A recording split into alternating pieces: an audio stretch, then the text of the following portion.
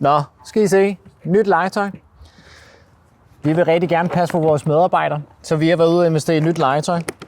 Og Festool, de laver et super fedt værktøj, der hedder Exoskeleton. Og det er, når vi går og arbejder med tunge værktøj, så er det med til at skåne skulder og ryg. Så når vi går og sliber eller maler hele dagen, så skal det her være med til at forbedre arbejdsgangen og skåne medarbejderen. Så kom med ned og se, hvordan det ser ud.